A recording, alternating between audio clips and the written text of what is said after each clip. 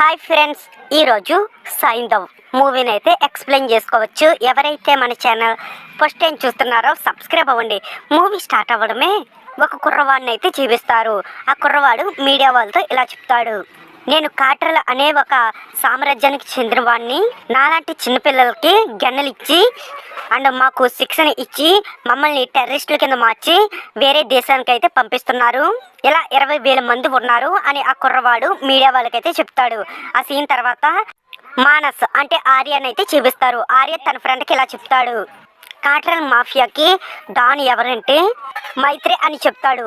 ఈ మైత్రి కాట్రల్ సామ్రాజ్యానికి రారాజు. మైత్రి చంద్రప్రస్థ అనే విలేజ్ లో ఉంటాడు. అంటే చిన్నపిల్లలకి గన్నెలు ఇచ్చి వాళ్ళని పెద్ద చేసి టెర్రరిస్ట్ మాఫియా కింద పాకిస్తాన్ వాళ్ళకైతే తరలిస్తూ ఉంటాడు. అలా టెర్రరిస్ట్ ఆర్గనైజం వాళ్ళు ఈ మైత్రికి పిల్లల్ని పంపించినందుకు డబ్బులను అయితే అందజేస్తారు. అదేవిధంగా మైత్రి కొడుకు అసునాయ్ చాలా చెడ్డవాడు. వీళ్ళిద్దరిని ఎదిరించేవాడు ఒకే ఒక్కడు సైంధవ్ అంటే సైకో అని మానస్ వాళ్ళ ఫ్రెండ్కి అయితే చెప్తాడు. ఆ తర్వాత కటేల్ మాఫియాని నడిపించే మైత్రికి ఇద్దరు బిజినెస్ పార్ట్నర్లు కూడా ఉంటారు. ఒకరేమో వినయ్, రెండో వాడేమో మైకిల్. వినయ్ జాస్మిన్ అనే అమ్మాయిని అయితే ప్రేమిస్తాడు. జాస్మిన్ అనే అమ్మాయికి లవ్ ప్రపోజ్ చేయాలనుకుంటాడు. ఈ జాస్మిన్ కూడా వినయ్ దగ్గరే ఉంటూ ఉంటుంది. వినయ్ తనను ప్రేమిస్తున్నట్లు జాస్మిన్ కి అంటే ఆండ్రియాకి అయితే తెలియదు. ఆ తర్వాత సైంధవ్ హార్బర్లోని క్రేన్ ఆపరేటర్గా పనిచేస్తూ ఉంటాడు. తన కూతురుతో హాయిగా జీవిస్తూ ఉంటాడు. పక్కిట్లో ఉండే మను కూడా తన భర్త వేధింపులు తట్టుకోలేక తన భర్తని వదిలేసి ఒంటరిగా జీవిస్తూ ఉంటుంది. మను తన పక్కింట్లో ఉండే సైంధవ్తో చాలా క్లోజ్గా ఉంటూ ఉంటుంది. ఒకరోజు మను దగ్గరికి తన భర్త వచ్చి, ఏమే నాతో ఎందుకు మాట్లాడట్లేదు అని బెదిరిస్తాడు. నేను ఎందుకు నీతో మాట్లాడాలి, నువ్వు చాలా దారుణంగా కొడుతున్నావు, అందుకే నేను నుంచి దూరంగా ఉంటున్నాను అని చెప్తాడు.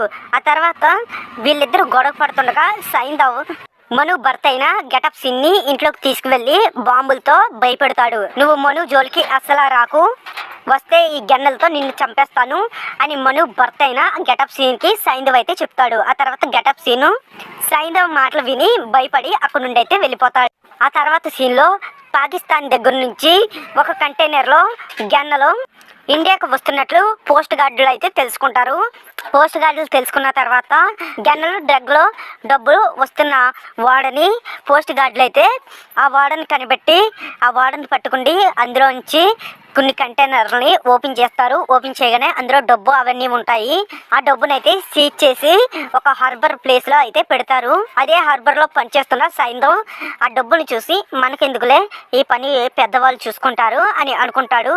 ఆ సీన్ తర్వాత మైత్రి వినయ్కి కాల్ చేసి, వినయ్ నువ్వేం చేస్తావో తెలీదు, ఆ సీజ్ చేసిన గన్నెలు డ్రగ్స్ అండ్ డబ్బులు ఆ నేవీ ఆఫీసర్లైన పోస్ట్ గార్డుల నుంచి తేవాలి, తేపోతే నీ సంగతి మామూలుగా ఉండదు అని మైత్రి వినయ్కి అయితే వార్నింగ్ ఇస్తాడు. వినయ్ పద్ధతి మైకిల్కి అస్సలు నచ్చదు.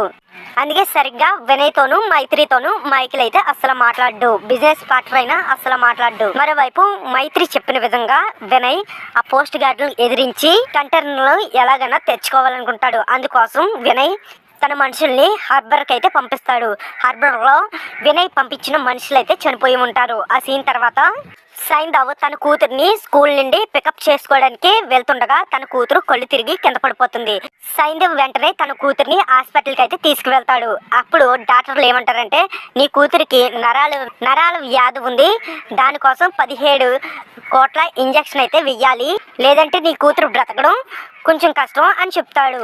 డాక్టర్ చెప్పిన మాటలకి సైంధవ్ చాలా బాధపడుతూ ఉంటాడు. అదే టైంలో వినయ్ హార్బర్కి అయితే వెళ్తాడు. హార్బర్లో చనిపోయిన వ్యక్తులను అయితే చూస్తాడు. నా మనుషులు ఎవరు చంపారో అని ఆలోచిస్తూ ఉంటాడు. ఆ తర్వాత నేవీ ఆఫీసర్ అయిన మూర్తి ఇంటికి వెళ్ళమని తన మనుషులకి వినయ్ అయితే చెప్తాడు. ఆ తర్వాత వినయ్ మైత్రి దగ్గరికి అయితే వెళ్ళిపోతాడు. అండ్ వినయ్ మనుషులు మూర్తి ఇంటికి అయితే వస్తారు. కానీ మూర్తి తన ఇంట్లో అయితే ఉండడు.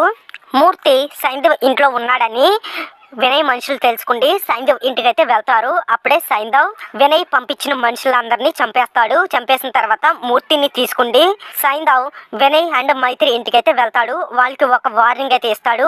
నా జోలికి ఎప్పుడో రావద్దన్నాను, మీరు వస్తున్నారు, ఈసారి మిమ్మల్ని చంపేస్తాను, ఈసారి నా జోలికి రాకండి అని మైత్రికి వినయ్కి వార్నింగ్ అయితే ఇస్తాడు సైంధవ్. ఇక్కడ మీకు ఒక డౌట్ రావచ్చు, మైత్రి వినయ్ సైంధవ్కి ఎలా తెలుసు అని మీకు ఒక డౌట్ అయితే కలుగుతుంది. ఎందుకంటే సైంధవ్కి తన కూతురు పుట్టక ముందు వినయ్ దగ్గర, మైత్రి దగ్గర బిజినెస్ పార్ట్నర్ గా చేరుతాడు. చేరిన తర్వాత మైత్రి చిన్నపిల్లలకి గన్నలు ఇచ్చి ట్రైనింగ్ ఇచ్చి టెర్రరిస్టులుగా మారుస్తున్నాడని సైంధవ్కి తెలిసి వాళ్ళ పార్ట్నర్ నుంచి విడిపోతాడు. విడిపోయిన తర్వాత నా జోలికి రావద్దు అని ముందే వార్నింగ్ ఇస్తాడు. ఈ విధంగా మైత్రి, వినయ్, సైంధవ్కి అయితే తెలుసు. మళ్ళీ 20 సంవత్సరాల తర్వాత వినయ్కి, మైత్రికి వార్నింగ్ ఇచ్చిన తర్వాత తన కూతుర్ని మళ్ళీ హాస్పిటల్కి అయితే తీసుకువెళ్తాడు. తీసుకువెళ్ళిన తర్వాత అక్కడ రేణు అనే ఒక డాక్టర్ అయితే ఉంటుంది. ఆ డాక్టర్ సైంధవ్తో ఇలా చెప్తుంది, సైంధవ్ గారు, మీ కూతురికి ఎలాంటి జబ్బు వచ్చిందో మీ కూతురుతో పాటు మరికొంత పిల్లలకు కూడా సేమ్ జబ్బు అంటే SMS వ్యాధి అయితే వచ్చింది. ఆ వ్యాధికి తగ్గే ఇంజక్షన్లు ఒకే ఒక కంపెనీలో ఉన్నాయి. ఆ కంపెనీ పేరు జేస్వా అనే ఫార్మా కంపెనీ. వాళ్ళు మాత్రం డబ్బుకి ఆశపడి ఉన్నారు. నేను వాళ్ళ కంపెనీ దగ్గరకు కూడా వెళ్ళాను. అక్కడ యశ్వంత్ అనే ఒక డాక్టర్తో కూడా మాట్లాడాను. ఆ డాక్టర్ నాతో ఏమన్నాడంటే, నేను మీకు ఇంజక్షన్లు ఇవ్వాలంటే 17 కోట్లు చెల్లించాలి. నా వాచ్మెన్ కూతురుకు కూడా సేమ్ జబ్బు వచ్చింది, కానీ నేను ఇంజక్షన్లు అయితే ఇవ్వలేదు. నా వాచ్మెన్ 17 కోట్లు ఇస్తేనే నేను ఆ ఇంజక్షన్లు అయితే మీకు ఇస్తాను, లేదంటే ఇవ్వను. ఇక్కడ నుండి వెళ్ళిపో రేణుక అని నాతో యశ్వంత్ అయితే చెప్పాడు. నేను ఇప్పుడు ఏం చెయ్యలేను సైంధవ్ గారు అని రేణుక సైంధవ్తో అయితే చెప్తుంది. ఆ తర్వాత తన కూతురు ఇంజక్షన్ కోసం 17 కోట్లు ఎలా సంపాదించాలా అని ఆలోచిస్తూ ఉండగా ఒక ఆలోచన అయితే కలుగుతుంది. అప్పుడు సైంధవ్ మైకేల్ దగ్గరికి అయితే వెళ్తాడు. అప్పుడు మైకేల్ సైంధవ్తో ఇలా చెప్తాడు, సైంధవ్, నాకు ఒక సహాయం చేస్తే నీకు 17 కోట్లు కాదు, నీ కూతురికి కావాల్సిన ఇంజక్షన్ నేను రప్పిస్తాను. ఆ సహాయం ఏంటంటే, నా బిజినెస్ పార్ట్నర్లు ఉన్నారు కదా, ఆ మైత్రి గాన్ని, ఆ వినయ్ గాన్ని నువ్వు చంపాలి. చంపితే నీకు 17 కోట్లు ఇస్తాను అని మైకేల్ సైంధవ్కి అయితే చెప్తాడు. ఆ మాటలు విన్న సైంధవ్ మైకేల్ డీల్ని ఒప్పుకుంటాడు. ఒప్పుకున్న తర్వాత 17 కోట్లు మైకేల్ సైంధవ్కి అయితే ఇస్తాడు. సైంధవ్ ఆ 17 కోట్లు తీసుకువెళ్ళి రేణుకాకి అయితే ఇస్తాడు. అప్పుడు రేణుక యశ్వంత్కి 17 కోట్లు ఇచ్చి ఒక ఇంజక్షన్ అయితే పంపించమంటుంది. కానీ ఆ ఇంజక్షన్ యశ్వంత్ తన సెక్యూరిటీకి అయితే ఇస్తాడు. తన సెక్యూరిటీ ఆలోచన మారుతుంది. అప్పుడు ఆ సెక్యూరిటీ మనసులో ఎలా అనుకుంటాడు, ఈ ఇంజక్షన్ తీసుకువెళ్ళి నా కూతురిని కాపాడుకుంటాను అని మనసులో అయితే అనుకుంటాడు. అంటే ఆ ఇంజక్షన్ తీసుకుంటే తన కూతురు దగ్గరికి వెళ్తూ ఉంటాడు. రేణుక మాత్రం ఇంజక్షన్ ఇంకా రాలేదేంటి అని మనసులో అనుకుంటూ ఉంటుంది. మరోవైపు సైంధవ్ మైకేల్ని, వినయ్ని చంపడానికి వెళ్తూ ఉండగా మానస్ని అయితే కలుస్తాడు. మానస్, నాకు ఒక సహాయం చెయ్యాలి, హార్బర్లో ఉన్న కంటైనర్ని నువ్వే కాపాడాలి అని మానస్కి సైంధవ్ అయితే చెప్తాడు. ఆ తర్వాత మానస్ సైంధవ్ చెప్పిన విధంగా హార్బర్కి అయితే వెళ్ళిపోతాడు. వెళ్ళిపోయిన తర్వాత సైంధవ్ దగ్గరికి వినయ్ మనుషులు, మైత్రి మనుషులు వచ్చి చంపేయాలనుకుంటారు. అప్పుడే సైంధవ్ వాళ్ళందరినీ చంపేసి ఇప్పుడే లెక్క మొదలైంది అని అంటాడు. దీంతో మూవీ అనేది ఇంటర్వెల్. Please do subscribe.